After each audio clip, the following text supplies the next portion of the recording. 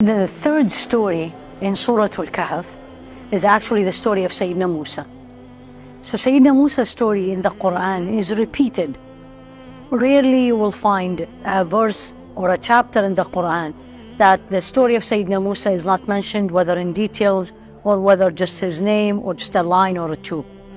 In Surah Al-Kahf actually, the third story is all about Sayyidina Musa, but there is nothing in that story in the chapter of Cave about Fir'aun calling him to Allah. Didn't we raise you as a child? The magician, they believed, then he had to leave, and then what happened to his followers after he went and met Allah subhanahu wa ta'ala. None of that. The focus in Surah Al-Kahf of the story of Sayyidina Musa is related to a test or a trial you and me go through sometimes daily, for sure during the week. And what is that? The test and trial of knowledge, meaning I learn something, I get a degree, I go to college or higher education, and then I think I know everything. And this usually will lead me, indirectly or directly, to become arrogant. Someone tells me this is not right, I say, no, I know. And let's pay attention to ourselves. So Sayyidina Musa in Surah Al-Kahf thought that he was the most knowledgeable person on earth. And Allah subhanahu wa ta'ala sent him Sayyidina Al-Khidr, the man who was with him in the story, in Surah Al-Kahf, in the story, to teach Sayyidina Musa first, but more importantly, to teach us that there is no one knows everything. And any one of us who think they know, or she knows or he knows everything, they are not right. Allah will teach us that He is the only one who knows everything. As Allah said in the Quran, وَفَوْقَ كُلِّ ذِي عِلْمٍ عَلِيمٍ. Above every knowledgeable person, a one who is more knowledgeable. And the only one who is the knowledgeable is Allah subhanahu wa ta'ala. So what is the story of Sayyidina Musa? So Sayyidina Musa basically, he went, and we all know the details, but the point is, he met a man, and that man said to him, I am going to teach you something. Actually, Sayyidina Musa said to him, can I follow you? And you teach me from what you learn. The man, Sayyidina Al-Khidr, said to Sayyidina Musa, you will not be able to be patient with me because you're going to see things you don't like. He didn't say this, but the message that doesn't make sense, and you will not be patient. So he said, no, you will find me very patient. ستجدني إن شاء الله صابرا ولا أعصي لك أمرا. You're going to see me absolutely by the grace of Allah, by the will of Allah, very patient, and I will not disobey you. And he said, okay, if you're going to follow me, be my companion, there's one request only. You don't ask me about anything I'm going to do. And he said, fine. And then we have the three incidents of Sayyidina Musa with Al-Khidr. First one, when he, with him, went on to the ship. And what did Al-Khidr did? He actually made a hole. So you and me, obviously, if you make a hole in a ship, the ship will sink. قال أخرقتها لتغرق أهلها لقد جئت شيئا إمرا. Did you really make a hole in that ship so the people on it will drown? You have done something unacceptable.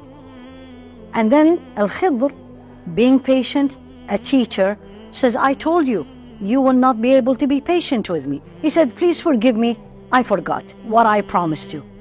فانطلقا. They went together. Then he saw a young boy, and Al-Khidr killed him. And Sayyidina Musa says, أَقَتَلْتَ نَفْسًا بِغَيْرِ نَفْسٍ? You killed a human being. For no reason, you have done something absolutely unacceptable, completely rejected.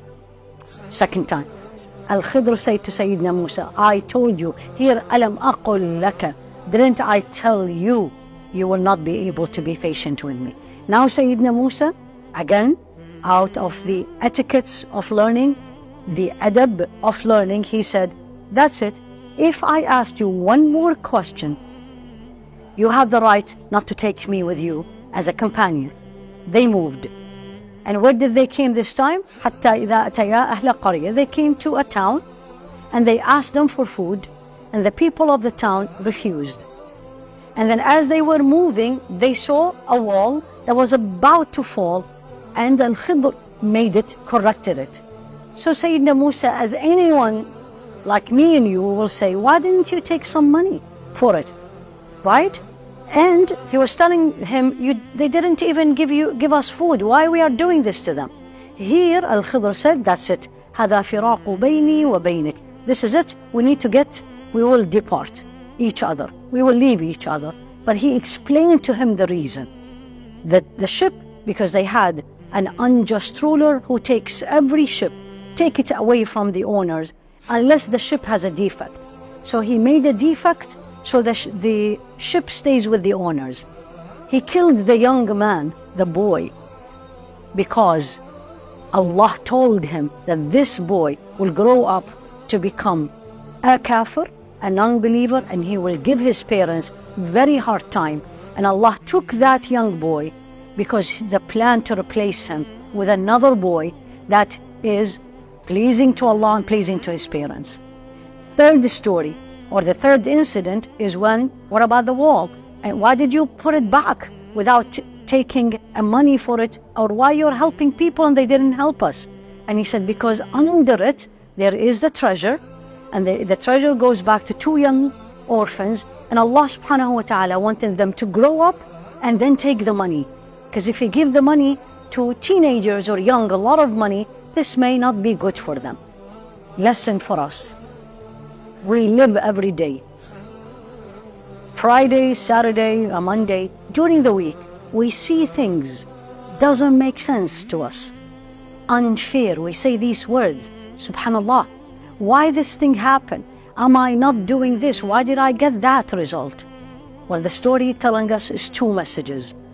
Don't say, I know, I know, I know. Always there's someone who knows more than you.